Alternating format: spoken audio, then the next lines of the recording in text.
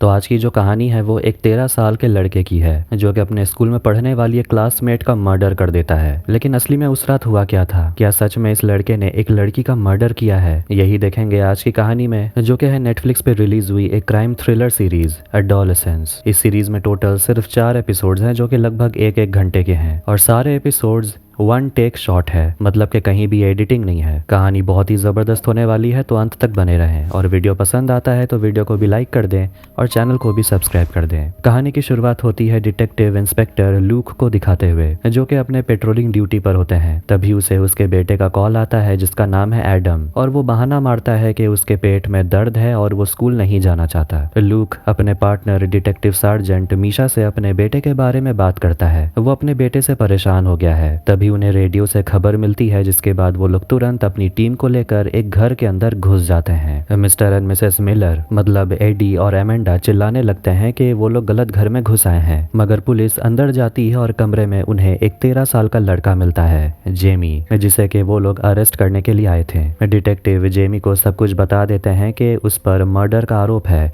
इसीलिए उसे अरेस्ट किया जा रहा है। जाने से पहले डिटेक्टिव उसे कहते हैं अपना पैंट चेंज करने के लिए, जो कि गीला हो चुका था। दूसरी तरफ ऑफिसर्स पेरेंट्स के कमरे की तलाशी ले रहे होते हैं और जेमी के पापा एडी पुलिस पर काफी गुस्सा थे, क्योंकि पुलिस पूरे घर को तहस नहस कर रहे थे। बाहर आकर वो लोग पुलिस से पूछते हैं तो एक ऑफिसर बताती है कि उनके बेटे को मर्डर के आरोप में गिरफ्तार किया गया है। वो लोग मिलर्स को बताते हैं कि आप लोग पीछे से आ सकते हैं और जितना भी नुकसान हुआ है उसकी भरपाई आपको कर दी जाएगी। पेरेंट्स बिल्कुल बेबस थे और एडी अपने बेटे को कह देते हैं कि तुम्हें अभी कुछ भी बोलने की जरूरत नहीं है, हम सब तुम्हारे साथ हैं और हम पीछे आ रहे हैं। जेमी बस रोए जा रहा था, इसलिए डिटेक्टिव उसे शांत करने की कोशिश करता है और जब वो कुछ बोलने की कोशिश करता है तो डिटेक्टिव उसे बोलते हैं कि पहले स्टेशन चलते हैं, उसके बाद तुम कुछ बोलना, तब तक अपना मुंह बंद ही रखो। कुछ समय के बाद वो लोग पुलिस स्टेशन पहुंचते हैं और वहां डिटेक्टिव सार्जेंट को बताता है कि इस लड़के पर मर्डर का आरोप है। डिटेक्टिव जेमी से उसका पूरा नाम पूछते हैं और पूछते हैं कि तुम्हें तुम्हारे अधिकार के बारे में बताया गया है या नहीं। डिटेक्टिव पूछते हैं कि तुम्हें लॉयर की जरूरत है या नहीं, तुम्हें लॉयर यहाँ से चाहिए या तुम खुद लाओगे। तो जेमी कहता है कि ये मेरे पापा डिसाइड करेंगे, वो चाहता है कि उसके डैड उसके साथ रहें। सार्जेंट उन्हें बता देते हैं कि उसे यहाँ पर 24 घंटे के लिए रखा जाएगा, पूछताछ के बाद ही उसे डिसाइड किया जाएगा कि जेमी के साथ करना क्या है। कुछ समय के बाद जेमी के मम्मी पापा भी आ जाते हैं और उसके बाद जेमी को सेल नंबर 6 में डाल दिया जाता है और एक सेल में से एक कैदी चिल्लाए जा रहा था। Detective mister and Mrs Miller मतलब एडी और एमेंडा से आकर बात करते हैं और पूछते हैं क्या जेमी को एक लॉयर की जरूरत होगी, क्या आपके पास कोई लॉयर है? तो वो लोग कहते हैं नहीं। डिटेक्टिव बोलते हैं तो हमारे यहाँ एक लॉयर है, लेकिन आप चिंता मत करिए, वो सिर्फ आपके बेटे के राइट्स को प्रोटेक्ट करेगा। अब दोनों पेरेंट्स मजबूरी में मान जाते हैं, क्योंकि उनके पास कोई और ऑप्शन भी तो नहीं था। डिटेक्टिव मिस्टर मिलर को ये भी बता देते हैं कि जेमी ये चाहता है कि सपोर्टिंग एडल्ट आप बने, मतलब जब भी इंटरव्यू लिया जाएगा या फिर जेमी का कोई भी टेस्ट होगा तो आप अपने बेटे के साथ ही रहें। डिटेक्टिव पूछते हैं कि आपके बेटे ने आपको कुछ भी बताया हो तो हमें बता दीजिए, मगर दोनों पेरेंट्स कहते हैं कि हमारे बेटे ने कुछ भी नहीं किया और हमें कुछ भी नहीं बताया। डिटेक्टिव बाहर चले जाते हैं ये कहकर कि यहाँ की कॉफ़ी अच्छी है, फिलहाल आप लोग इसे एंजॉय करें, आपसे मिलने के लिए जल्दी कोई आएगा। वो दोनों अपनी बेटी लीजा को बोलते हैं घर जाने के लिए, क्योंकि उनका घर का दरवाजा टूट चुका है, मगर लीजा कहती है कि वो नहीं जाएगी। वो अपने भाई को लेकर काफी डरी हुई थी, लेकिन उसकी माँ उसे समझाती है कि पुलिस से गलती हुई है, जेमी ने कुछ भी नहीं किया। आखिर में detective sergeant Misha police station पहुंचती है और वो डिटेक्टिव इंस्पेक्टर से जाकर मिलती है और डिटेक्टिव उसे एक कहानी बताने लगते हैं कि जेमी की तरह ही एक छोटा लड़का था, लेकिन बाद में पता चला कि उसका बाप उसके साथ कुछ गलत करता था। मगर हमेशा कहती है कि यहाँ ऐसा कुछ केस नहीं लगता, स्कूल खुलने में काफी समय लगेगा और नर्स भी कुछ समय के बाद ही आएगी। तो डिटेक्टिव टहलने के लिए निकलने लगता है, लेकिन तभी नर्स पुलिस स्टेशन पहुंचती है जेमी का ब्लड सैंपल वगैरह टेस्ट करने के लिए। डिटेक्टिव अपनी पत्नी से बात करता है, पूछता है कि एडम स्कूल जाएगा या नहीं, ये मुझे बाद में बता देना। नर्स आकर जेमी से सवाल जवाब करने लगती है और वो उसके जवाब को सुनकर उसे कहती है कि तुम काफी समझदार बच्चे हो, क्या तुम मुझसे कुछ पूछना चाहते हो? मगर जेमी कुछ नहीं पूछना चाहता, तो नर्स वहां से चली जाती है। उसके पापा एडी उसे समझाते हैं कि जेमी को कुछ खा लेना चाहिए, मगर जेमी तो बस रोने लगता है और वो अपने पापा से कहता है कि आपको तो मुझ पर भरोसा है कि मैंने कुछ नहीं किया। उसके पापा कहते हैं तुम मेरे बेटे हो, मुझे तुम पर पूरा भरोसा है कि तुमने कुछ नहीं किया। फिर एडी बाहर चला आता है और अब आखिरकार जब लॉयर पहुंच जाते हैं तो पहले वो जाते हैं मिस्टर एंड मिसेस मिलर से मिलने के लिए। लॉयर का नाम है पॉल। पेरेंट्स बताने लगते हैं कि पुलिस ने उनके घर को तहस नहस कर दिया, पूरी तरह से उजाड़ दिया है। तो वकील कहता है कि ऐसे संगीन जुर्म में पुलिस अक्सर ऐसा ही करती है, लेकिन देखना पड़ेगा कि ये जायज है या नहीं। वो पूछते हैं कि जेमी कैसा है, तो एडी बताते हैं कि वो काफी डरा हुआ है और उसने मुझे सपोर्टिंग एडल्ट चुना है। इसके बाद पॉल इंट्रोगेशन रूम में जाता है जहां वो दोनों डिटेक्टिव से मिलता है और वो दोनों डिटेक्टिव्स पॉल को केस के बारे में सब कुछ बताने लगते हैं कि घटना कल रात 10:13 पर हुई और अरेस्ट हुए 25 मिनट हो चुके हैं। लॉयर सवाल जवाब करने लगता है, पूछता है कि जेमी ने खाना खाया कि नहीं या फिर वो फिट है या नहीं। तो डिटेक्टिव बताती है कि नर्स ने टेस्ट लिया है और वो बिल्कुल फिट है। डिटेक्टिव लॉयर को ज्यादा कुछ नहीं बताते और वो लोग चले जाते हैं। सार्जेंट एडी को बुलाते हैं और कहते हैं कि जेमी के कुछ सैंपल्स लिए जाएंगे, इसलिए मिस्टर मिलर को उनके बेटे के साथ ही रहना होगा। जेमी को रूम में बुलाया जाता है और उसकी तस्वीर खींची जाती है। फिर आखिर में पॉल अपने क्लाइंट मतलब के जेमी से मिलता है और उसे अपना इंट्रोडक्शन देता है, जिसके बाद नर्स जेमी के मुंह से सैंपल लेती है और उसके बाद उसका फिंगरप्रिंट लिया जाता है। उसके बाद उसका ब्लड सैंपल नर्स लेने वाली थी, लेकिन जेमी को तो सुई से डर लगता है, जिस पर पुलिस उसे समझाने लगती है कि उसका ब्लड सैंपल लेना अब जरूरी है, वरना उसके खिलाफ ये सारी चीजें यूज किया जा सकता है। आखिर में जेमी मान जाता है और उसका ब्लड सैंपल लिया जाता है। इसके बाद ऑफिसर बोलते हैं कि जेमी को उसके कपड़े उतारने होंगे, जिस पर उसके डैड एडी ऑफिसर से कहने लगते हैं कि ऐसा करना जरूरी है क्या, मगर ऑफिसर कहते हैं कि यह करना पड़ेगा। लड़का मर्डर के आरोप में गिरफ्तार हुआ है, उसके लेफ्ट आर्म में स्क्रैच के मार्क्स हैं, हो सकता है कि शरीर में और भी मार्क्स हो। आखिर में जेमी इसके लिए तैयार हो जाता है और पुलिस उसकी बॉडी को अच्छे से चेक करती है, जिसके बाद पुलिस उसके कपड़े को ले लेती है और उसे दूसरा कपड़ा पहनने को दिया जाता है। लॉयर से बात करने के लिए जेमी और उसके डैड दूसरे कमरे में आते हैं। पॉल उससे सीधा सवाल पूछता है, क्या उसने मर्डर किया? जेमी कहता है उसने ऐसा कुछ भी नहीं किया। पॉल उसे समझाते हैं कि अगर तुमसे कोई भी ऐसे सवाल पूछे तो तुम जवाब देना नो कमेंट्स और कुछ भी मत बोलना। वकील पूछता है कल रात तुम कहाँ थे? जेमी कहता है नो कमेंट्स। लॉयर कहता है बिल्कुल ऐसे ही जवाब देना। लॉयर बाहर आता है तो एडी उसे समझाने की कोशिश करता है कि उसका बेटा ऐसा कुछ भी गलत काम नहीं कर सकता। पॉल उसे समझाता है कि हमें मुश्किल सवालों का सामना करना तो पड़ेगा और पुलिस के पास जरूर कोई ठोस सबूत है, वरना वो लोग इस तरह से ब्लड सैंपल नहीं मांगते, ना ही वो लोग आपके घर में ऐसे घुसते। एडी अपने बेटे के पास आता है और कहता है कि तुमने कल जो कुछ भी किया मुझे बस सच बता दो, क्या तुमने मर्डर किया? जेमी कहता है नहीं। इसके बाद सभी लोग इंट्रोगेशन रूम में आते हैं जहाँ के दोनों डिटेक्टिव्स भी होते हैं और लॉयर भी था और इस इंट्रोगेशन को रिकॉर्ड किया जा रहा था, ऑडियो और वीडियो दोनों। पहले डिटेक्टिव जेमी को उसका राइट्स याद दिलाते हैं और उसे सवाल पूछते हैं कि आखिर वो कल रात कहाँ था और उसने क्या क्या किया। जेमी बस कहता है नो कमेंट्स। ये सुनकर डिटेक्टिव कहते हैं कि ऐसे ही नो कमेंट्स बोलते रहोगे, इससे तुम्हें कोई फायदा नहीं मिलने वाला। फिर वो जेमी के स्कूल रिपोर्ट्स के बारे में बात करते हैं, कहते हैं कि तुम पढ़ाई में काफी अच्छे हो, लेकिन तुम्हारे टीचर से ऐसा सुनने को मिला कि 1 साल से तुम्हारे बर्ताव में थोड़ा बहुत बदलाव आया था। ये बदलाव क्या है, क्या तुम मुझे बता सकते हो? जेमी कहता है मुझे नहीं पता। डिटेक्टिव उसका इंस्टाग्राम पोस्ट दिखाते हैं, कहते हैं कि मुझे तुम्हारे सेक्सुअल लाइफ के बारे में जानना है, तुमने इस मॉडल के फोटो को रिपोस्ट किया था। जेमी कहता है मुझे इस मॉडल के कपड़े अच्छे लगे, मुझे उसका नाम नहीं पता, लेकिन जेमी ने अपना अकाउंट में काफी सारे मॉडल्स के फोटोज रिपोस्ट किए होते हैं और उसमें कई सारे भद्दे कमेंट्स भी किए थे। मैं डिटेक्टिव उससे पूछते हैं कि औरतों को देखकर तुम्हें कैसा लगता है, क्या ये मॉडल तुम्हें अट्रैक्टिव लगती है? जेमी कहता है हाँ। डिटेक्टिव पूछते हैं स्कूल में तुम्हारी कोई गर्लफ्रेंड है? वो कहता है नहीं। डिटेक्टिव उसे एक और फोटो दिखाते हैं, पूछते हैं तुम्हारे साथ ये लड़के कौन हैं? हिचकिचाते हुए जेमी बता देता है कि ये सारे उसके दोस्त हैं, टॉमी और रायन।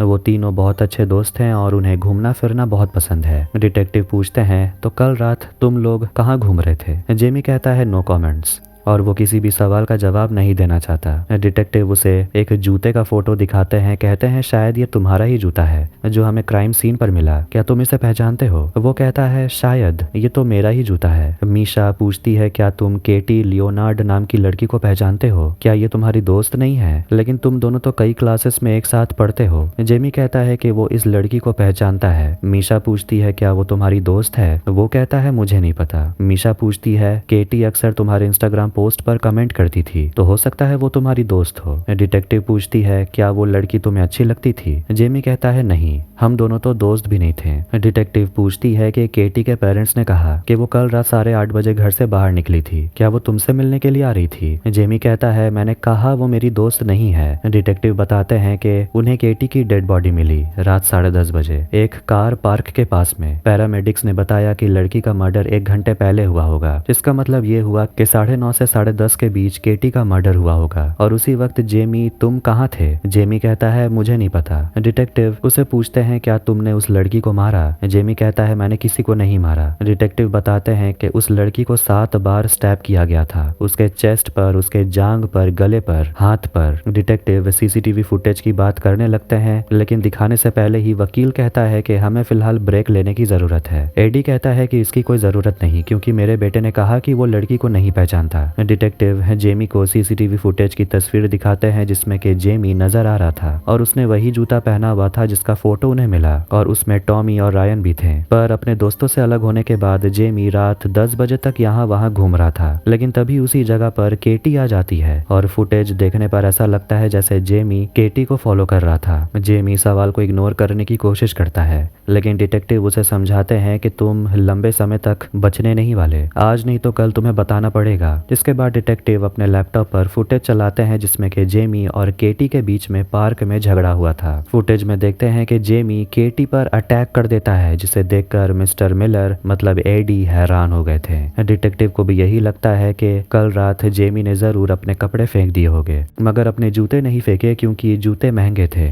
ये सुनकर जेमी बस रोते रहता है क्योंकि उसका पोल जो खुल गया था। डिटेक्टिव उसे पूछते हैं कि आखिर तुमने ऐसा क्यों किया? क्या तुम केटी के मॉम से माफी नहीं मांगोगे? तुम्हें पता है कि उनका क्या हाल हुआ है, तुम एक बार उनसे सॉरी नहीं बोलोगे? अब आखिर में इंटरव्यू खत्म होता है और डिटेक्टिव और लॉयर के जाने के बाद जेमी अपने पापा से कहने लगता है कि उसने ऐसा कुछ भी नहीं किया, मगर अब तो एडी को भी अपने बेटे पर भरोसा नहीं हो रहा था। वो अपने बेटे से पूछने लगता है कि आखिर उसने ऐसा क्यों किया, और वो अपने बेटे को गले लगाकर रोने लगता है। इसके बाद हमें तीसरे दिन का सीन दिखाया जाता है। स्कूल के बाहर में उसी लड़की जिसका मर्डर हो गया है, केटी, उसका मेमोरियल बना हुआ था और सामने खड़े हुए थे वो दोनों डिटेक्टिव्स। इसके बाद वहां पर स्कूल में काम करने वाली स्टाफ मिसेस फेनुमोर आती है और वो दोनों डिटेक्टिव से मिलती है और उन्हें बताती है कि स्कूल अभी स्टार्ट हुआ है, तो स्टूडेंट्स को इस लड़की के डेथ के बारे में पता नहीं है। फिर वो उन दोनों को अंदर लेकर जाती है और एक स्टूडेंट रायन डिटेक्टिव को देखकर काफी ज्यादा डर जाता है और वो अपने दोस्त टॉमी को जाकर बताने लगता है कि उसे बहुत डर लग रहा है कि पुलिस यहाँ पर आ गई है। टॉमी भी डरा हुआ है और वो लोग अपने दोस्त जेमी के बारे में बात कर रहे हैं जिसे वो लोग कांटेक्ट नहीं कर पा रहे हैं और उन्हें लगता है कि शायद इस लड़की को जेमी नहीं मारा है। स्कूल के कैफेटेरिया में हम एडम को देखते हैं जो कि डिटेक्टिव का बेटा है, जिसे स्कूल में सभी लोग परेशान करते हैं। वो अपने पापा का मैसेज पढ़ता है कि इन्वेस्टिगेशन के लिए उसे स्कूल आना पड़ा, मगर वो अपने बेटे को परेशान नहीं करेगा। स्कूल के स्टाफ एक दूसरे से बातें करते हैं क्योंकि वो सभी भी काफी चिंता में थे।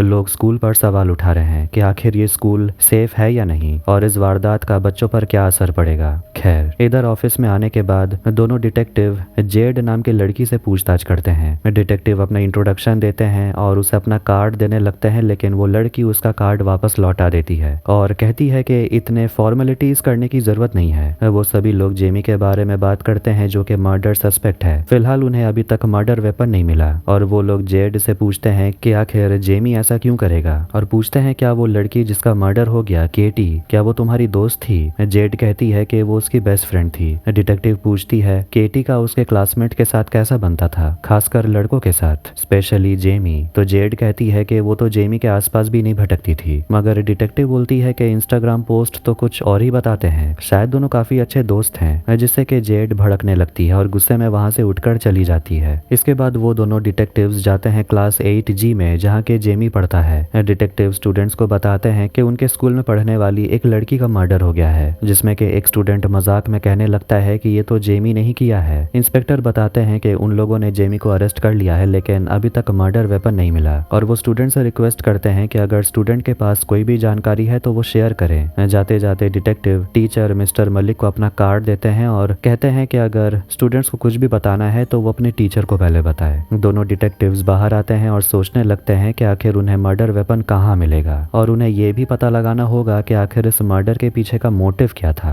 डिटेक्टिव लूक ये भी सोचते हैं कि आखिर जेड इतने गुस्से में थी क्यों। उसे लगता है कि शायद वो ये दिखाना चाहती थी कि केटी जेमी को पसंद नहीं करती थी। फेनुमोर आकर उनको दूसरे क्लास की तरफ ले जाती है और बताने लगती है कि क्लास 5 तक वो खुद केटी को पढ़ाया करती थी और वो पढ़ाई में काफी अच्छी भी थी और उसे भी बहुत दुख है कि उसके साथ ये कुछ हो गया। उसके बाद वो लोग जाते हैं क्लास 10G में, जिस क्लास में डिटेक्टिव का बेटा एडम भी पढ़ता है। टीचर जब स्टूडेंट्स को ये बात बताते हैं कि डिटेक्टिव एडम के पापा हैं तो एक लड़का फ्रेडो एडम का मजाक उड़ाने लगता है और टीचर उस पर बहुत चिल्लाते हैं। डिटेक्टिव स्टूडेंट्स को बताते हैं कि कल रात एक हादसा हुआ था जिसमें कि एक स्टूडेंट की जान चली गई, लेकिन इससे पहले वो कुछ आगे बोलता बेल बज जाता है और ये इमरजेंसी अलार्म था जिससे सभी लोग घबरा गए थे और टीचर्स सभी स्टूडेंट्स को ग्राउंड में जाने को बोलते हैं। फेनुमोर को लगता है कि ये जरूर फॉल्स अलार्म होगा, मगर यहाँ के बच्चे बहुत शरारती हैं तो रिस्क नहीं लिया जा सकता। जब सभी लोग नीचे ग्राउंड में आते हैं तो डिटेक्टिव मिस्टर मलिक से बात करते हैं और उसे पूछते हैं क्या जेमी अच्छा स्टूडेंट था। तो मिस्टर मलिक कहने लगते हैं कि मैंने सिर्फ उसे क्लास में ही देखा है, मैं ज्यादा जेमी के बारे में नहीं जानता। फिर वो वहाँ से चला जाता है। सारे स्टूडेंट्स लाइन में खड़े होते हैं और जेड रायन को देखते ही उस पर हमला कर देती है और उसे बिना डिटर्जेंट के धो डालती है और कहती है कि तूने मेरे दोस्त को मार डाला। टीचर आकर जेड को दूर करती है और बाकी लड़के रायन का मजाक उड़ाते हैं कि वो एक लड़की से पिट गया। कुछ मिनट के बाद स्टूडेंट्स को उनके क्लास में भेज दिया जाता है और दोनों डिटेक्टिव्स जाते हैं रायन से पूछताछ करने, जो कि फिलहाल नर्स के साथ होता है जो उसके चोट की देखभाल कर रही थी। रायन को थोड़ा अच्छा महसूस कराने के लिए डिटेक्टिव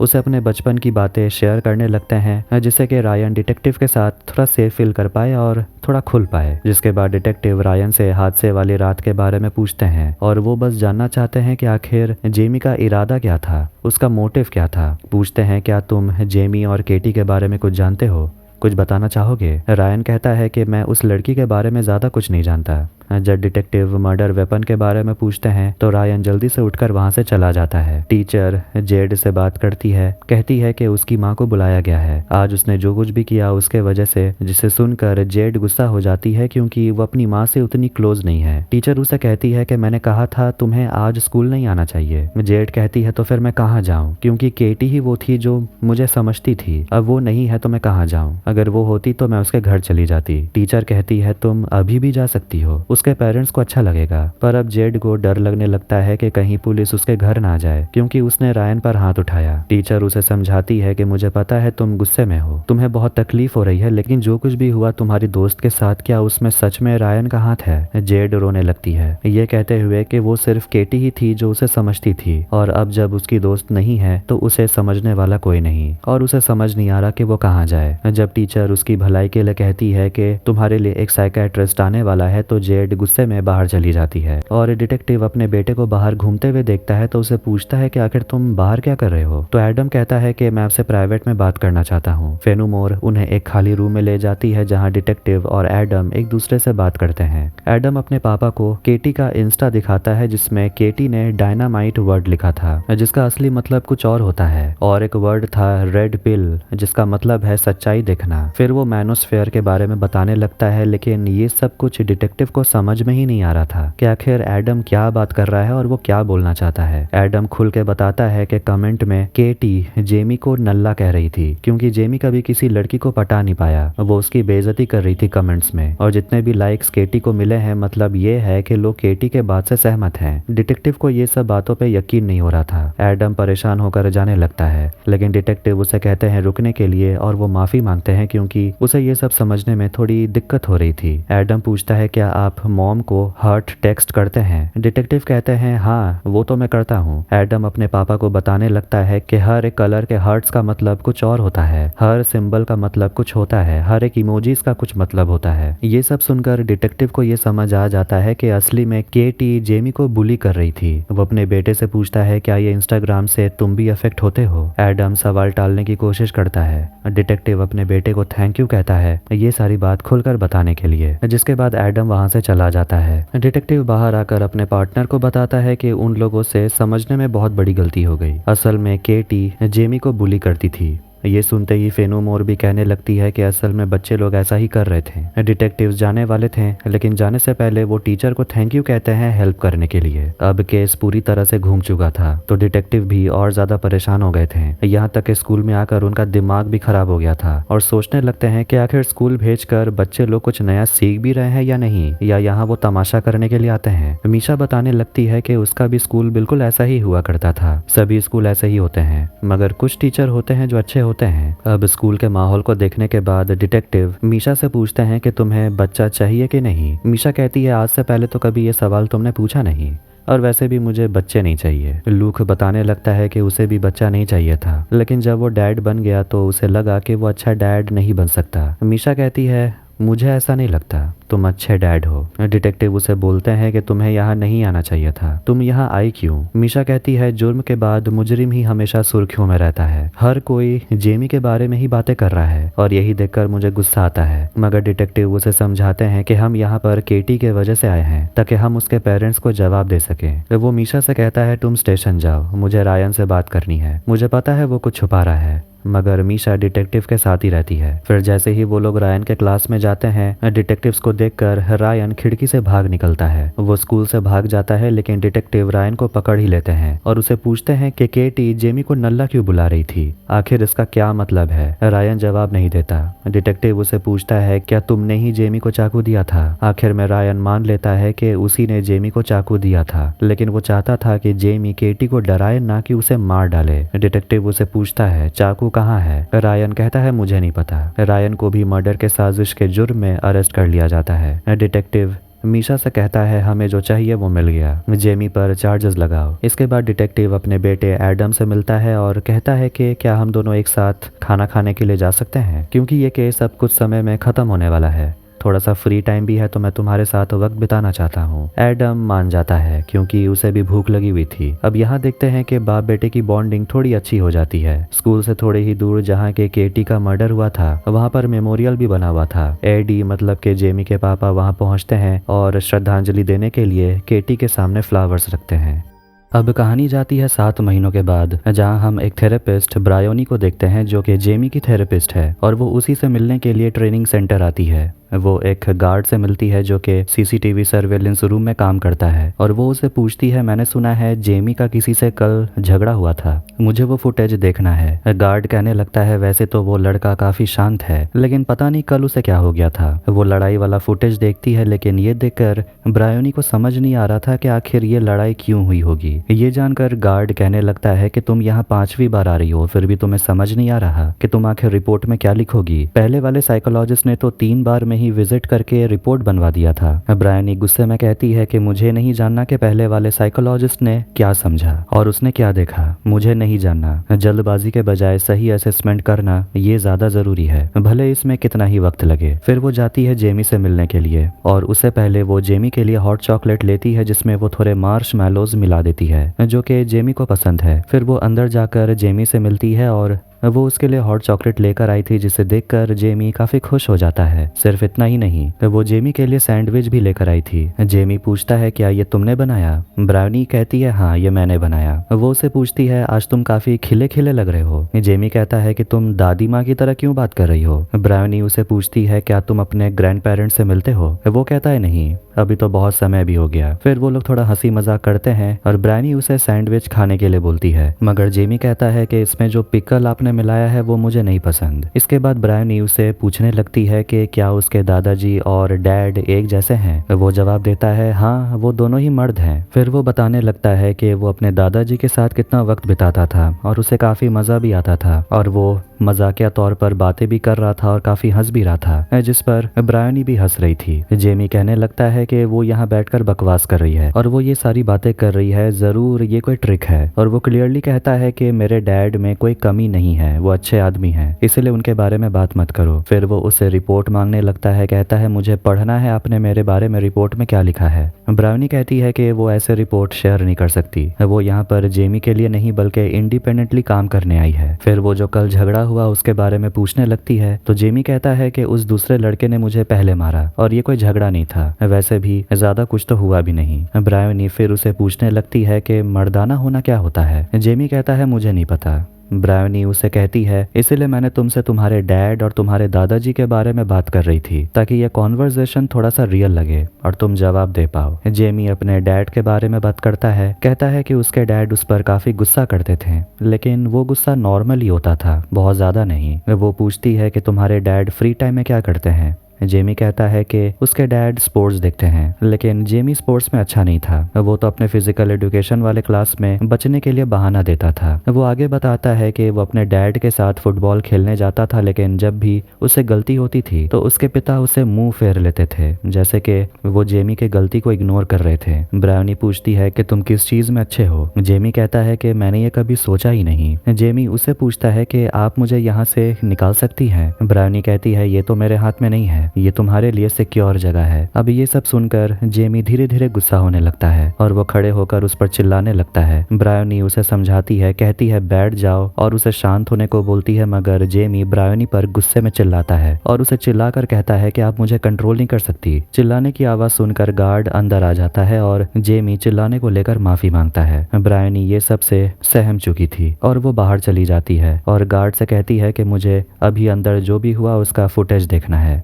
वो कमरे के अंदर वाला फुटेज देखती है और गार्ड उसे पूछता है कि तुम ये क्यों देख रही हो, क्या तुम उस लड़के की बॉडी लैंग्वेज को समझने की कोशिश कर रही हो। गार्ड ब्रायोनी का दिमाग खाने लगता है, इसीलिए वो वहां से चली जाती है। वो फिर से जेमी से मिलती है और उसे कहती है कि मैं कोई पुलिस ऑफिसर नहीं हूँ और मैं तुम्हें यहाँ फंसाने के लिए नहीं आई हूँ, मैं बस तुम्हें समझने के लिए आई हूँ। वो फिर से अल्फा मैस्कुलिनिटी के बारे में बात करती है, पूछती है कि आखिर अल्फा मेल औरतों के बारे में क्या सोचते हैं। इन सारे क्वेश्चन से जेमी परेशान हो गया था। ब्रायोनी पूछती है कि तुम्हारे डैड की कोई दोस्त है जो फीमेल है। वो कहता है नहीं, उसके डैड के बहुत कम दोस्त हैं। ब्रायोनी जेमी से पूछती है क्या जेमी की कोई गर्लफ्रेंड है। जेमी कहता है नहीं। फिर वो उसे पूछने लगती है कि अगर तुम्हारी कोई गर्लफ्रेंड होती तो तुम उसे कहाँ घुमाने के लिए ले जाते, और उसे थोड़े बहुत इंटीमेट क्वेश्चंस पूछती है, जिस पर जेमी थोड़ा सा अनकंफर्टेबल भी होता है, लेकिन वो जवाब देता है और आगे कहता है कि वो लड़कियों के साथ पहले भी किसिंग और टचिंग कर चुका है। फिर वो बाद में बताता है कि वो अपने 2 फीमेल क्लासमेट्स के टॉपलेस फोटोज भी उसने देखा है, जो कि सारे क्लास वालों ने देखा। ब्रायोनी पूछती है क्या केटी उन 2 लड़कियों में से एक थी। जेमी भड़क जाता है और कहता है आपको ये कैसे पता। ब्रायोनी उसे पूछती है क्या तुम केटी के तरफ अट्रैक्टेड फील करते थे। वो कहता है नहीं, वो मेरे टाइप की नहीं थी। ब्रायोनी पूछती है क्या औरतें तुम्हारी तरफ अट्रैक्ट होती हैं। जेमी कहता है मुझे नहीं पता, मैं तो बदसूरत हूँ। ब्रायोनी पूछती है आखिर तुम ऐसा क्यों सोचते हो। तो वो थेरेपिस्ट से पूछता है कि वो खुद के बारे में क्या सोचती है, क्या ब्रायोनी बदसूरत है। और वो उल्टा कहने लगता है कि आपसे अच्छे तो पहले वाले साइकेट्रिस्ट थे। और वो खड़े होकर चिल्लाने लगता है और कहता है कि ब्रायोनी उसे यहाँ पर फंसाने के लिए आई है। गार्ड उसे शांत रहने को बोलता है तो जेमी ब्रायोनी के एकदम करीब चला जाता है, जिससे कि वो भी एकदम डरने लगती है। जेमी के बैठने के बाद वो उसे उसके दोस्तों के बारे में बात करती है। रायन और टॉमी के बारे में पूछती है कि क्या तुम तीनों को स्कूल में बुली किया जाता था और दूसरे बच्चे जेमी को धक्का देते थे और उस पर थूकते थे। फिर वो जेमी के इंस्टाग्राम अकाउंट के बारे में पूछती है, जिसमें जेमी काफी सारे मॉडल्स को फॉलो करता है। और वो उसे पूछती है कि तुम चाहते थे कि लोग तुम्हारे फोटोज को देखें और इसलिए तुमने अपने फोटोज अपलोड किए, लोगों को ये दिखाने के लिए कि तुम अपने लाइफ में कितने खुश हो, तुम्हारे और नए फ्रेंड्स बने, तुम्हारी गर्लफ्रेंड्स हो। जेमी कहता है ऐसा नहीं है, ये सब बकवास है। फिर ब्रायोनी उसे दिखाती है कि केटी ने जेमी के फेसबुक वाले फोटोज में कमेंट किया है, जिसमें के इमोजीज भी है। जेमी करेक्ट करके बोलता है फेसबुक नहीं इंस्टाग्राम, और वो बड़े ही डरावने शक्ल बनाकर उसे देखने लगता है और कहता है कि आप कंफ्यूज हो रही हैं क्या आपको मुझसे डर लग रहा है, टेंशन में लग रही हो, क्या आप 13 साल के लड़के से डर रही हैं। ब्रायोनी कहती है कि ऐसी कोई बात नहीं है और वो उसे पूछती है कि इन इमोजीज का मतलब क्या है। जेमी कहता है कि केटी इन इमोजीज के जरिए उसे नामर्द बुला रही थी। बहुत लोगों ने उसके कमेंट्स को लाइक भी किया। जेमी कहता है कि केटी हमेशा उसका मजाक उड़ाती है। ब्रायोनी पूछती है इस बारे में तुमने कभी केटी से बात किया। जेमी कहता है मैंने बात तो किया, लेकिन वो मेरा मजाक उड़ा के चली गई। और वो कहता है कि मैंने उसे नहीं मारा, आपने वो वीडियो तो देखा और वो वीडियो फेक था। आजकल तो ऐसे फेक वीडियोस बनाए जा सकते हैं। वो आगे बताता है कि जब केटी के फोटोज लीक हुए थे तो केटी को बहुत बुरा लगा था और जेमी ने ही केटी से कहा था कि वो उसके साथ घूमने जाना चाहता है मेले में, ताकि केटी को अच्छा लगे, क्योंकि सभी केटी का उस वक्त मजाक उड़ा रहे थे। ब्रायोनी पूछती है इसका मतलब तुम उसकी कमजोरी का फायदा उठाकर उसके करीब जाना चाहते थे। जेमी कहता है हाँ, और आगे बताता है कि केटी ने जवाब दिया कि वो उसके साथ घूमने नहीं जाना चाहती और तभी से केटी ने उसके कमेंट्स में इमोजीज भेजने लगी, जेमी का मजाक उड़ाने लगी।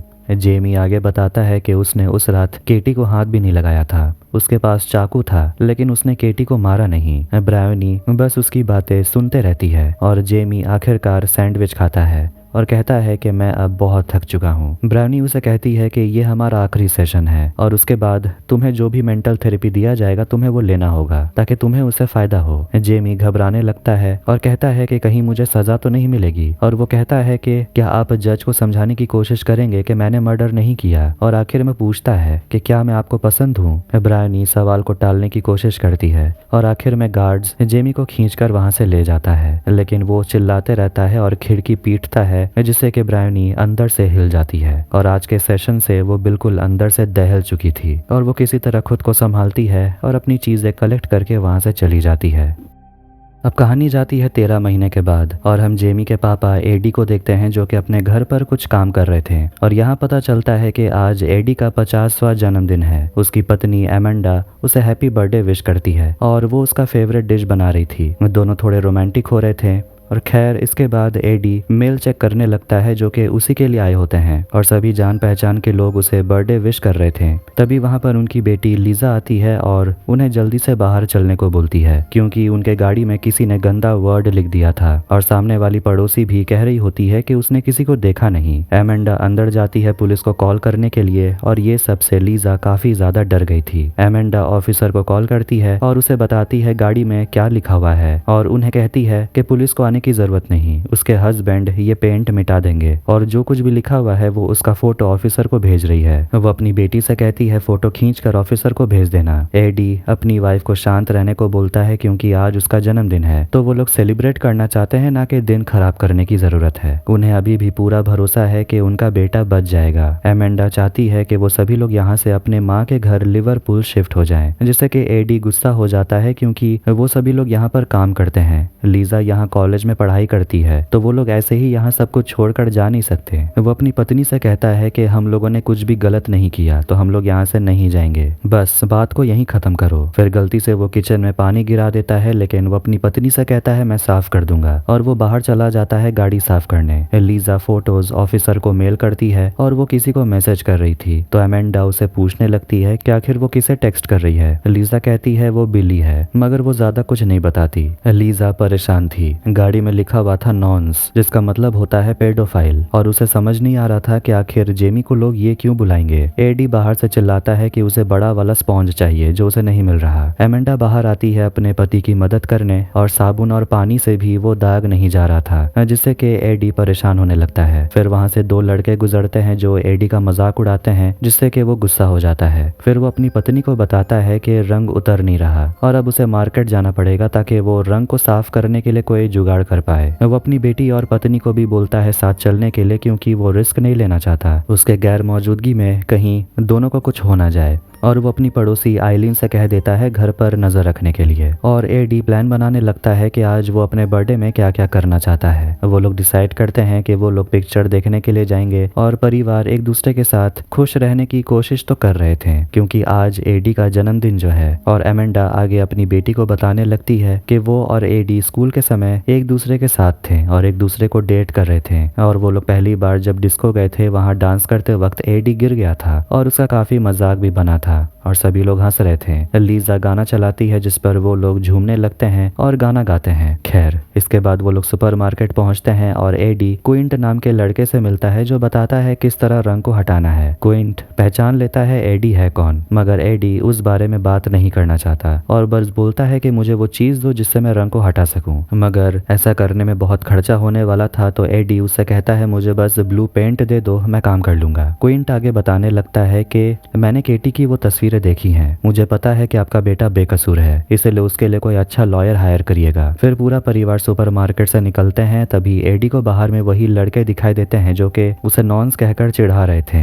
एडी उस लड़के पर हमला कर देता है और उसे धक्के देकर गिरा देता है और कहता है मेरी फैमिली से दूर ही रहना। गुस्से में वो ब्लू पेंट अपने गाड़ी पर बने निशान पर फेंक देता है जिससे कि पूरा रंग गिर जाता है और दाग भी नहीं मिटता। गार्ड एडी पर चिल्लाने लगता है जितना भी रंग गिर गया है उसे साफ करने के लिए, लेकिन एडी जिसका दिमाग घूम चुका था वो गार्ड पर ही चिल्लाने लगता है और उसे वापस अंदर जाने को बोलता है। खैर वो परिवार वहां से निकल जाते हैं और थोड़ी दूर जाने के बाद उन्हें जेमी का कॉल आता है जो अपने पापा को बर्थडे विश करता है। जेमी अपने बारे में बताता है कि वो यहाँ ठीक है और अब सभी लोग उससे अच्छे से बर्ताव भी करते हैं, मगर कुछ लड़के हैं जो उसे परेशान करते हैं पर उसे ज्यादा फर्क नहीं पड़ता। वो आगे बताता है कि ट्रायल शुरू होने की दिन नजदीक आ रही है और वो सोच रहा है कि वो कबूल कर लेगा कि उसी ने केटी का मर्डर किया है। इससे पूरा परिवार सुन्न पड़ जाता है। एमेंडा और लीजा जेमी से बात करते हैं कि आखिर वो वहाँ ठीक है या नहीं, और फिर कुछ मिनट के बाद जेमी कॉल कट कर देता है और कह देता है कि वो अगले हफ्ते इसी समय कॉल करेगा। वो तीनों घर पहुंच जाते हैं और आज जो कुछ भी हुआ और जेमी ने जो कुछ भी बोला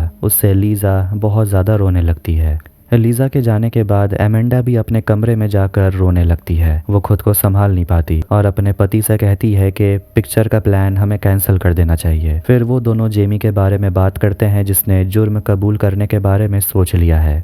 एमेंडा कहने लगती है, मैंने वो वीडियो तो नहीं देखा, वो वीडियो तो तुमने देखा, मुझे पता भी नहीं उस वीडियो में है क्या, और हमेशा तुम इन बातों को इग्नोर करते हो। वो आगे बताती है कि वो हमेशा जेमी को देखती थी जो अपने कमरे में ही रहता था। वो स्कूल से आकर सीधा अपने कमरे में चला जाता था और रात 1 बजे तक अपने कंप्यूटर में कुछ देखता था। एडी कहता है कि आजकल तो सारे बच्चे ऐसे ही करते हैं, हम करते भी तो क्या पता वो कंप्यूटर में क्या देखता है। एमेंडा आगे बताती है कि आज जिस तरह तुम गुस्सा हुए बिल्कुल वैसा ही गुस्सा जेमी के अंदर भी है। एडी पूछता है, क्या तुम मुझ पर इल्जाम लगा रही हो कि उसने मेरे वजह से ऐसा किया? एमेंडा कहती है, बिल्कुल भी नहीं, बस सोचती हूँ कभी कभी हमें जेमी को थोड़ा कंट्रोल करना चाहिए था, उस पर नजर रखनी चाहिए थी। एडी आगे बताता है कि उसके पापा उसे पहले बहुत मारा करते थे, इसीलिए उसने ठान लिया कि वो अपने बच्चों पर कभी हाथ नहीं उठाएगा और वो अपने पापा से बेहतर इंसान बनेगा। वो आगे बताता है कि वो जेमी को फुटबॉल खिलवाने के लिए ले जाता था ताकि जेमी थोड़ा सा स्ट्रांग बने, लेकिन वो फुटबॉल कभी खेल नहीं पाया और लोगों ने जेमी का मजाक भी उड़ाया और मैं बस ये खड़ा होकर देखता रहा, और जब लोग उस पर हंसते थे मैं जानता था कि जेमी मेरी तरफ देख रहा था, इसलिए मैं अपनी नजरें दूसरी तरफ कर लेता था, मैं उसे नजरें नहीं मिला सकता। वो दोनों ही सोचते हैं क्या उनसे गलती हुई जेमी को पालने में, क्या उन्हें जेमी पर हमेशा नजर रखना चाहिए था, मगर उन्हें लगता है कि जेमी तो हमेशा अपने कमरे में ही रहता था, तो वो आखिर करता क्या।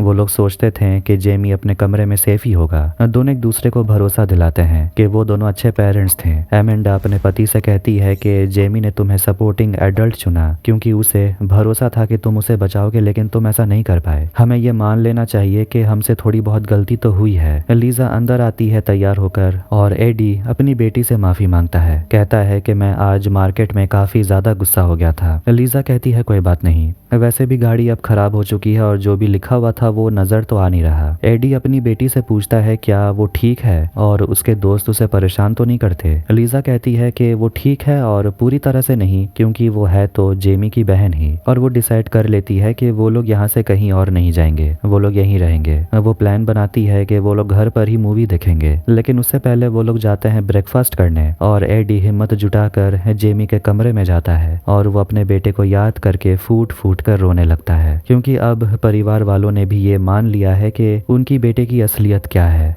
और उसने क्या किया है, और इस हकीकत को वो लोग बदल नहीं सकते हैं। और इसी के साथ ये शानदार सीरीज यहीं पर एंड हो जाती है। तो कैसा लगा आपको ये वीडियो कमेंट करके जरूर बताएं। वीडियो पसंद आया तो वीडियो को भी लाइक कर दें और चैनल को भी सब्सक्राइब कर दें। मिलते हैं नेक्स्ट वीडियो में। Take care.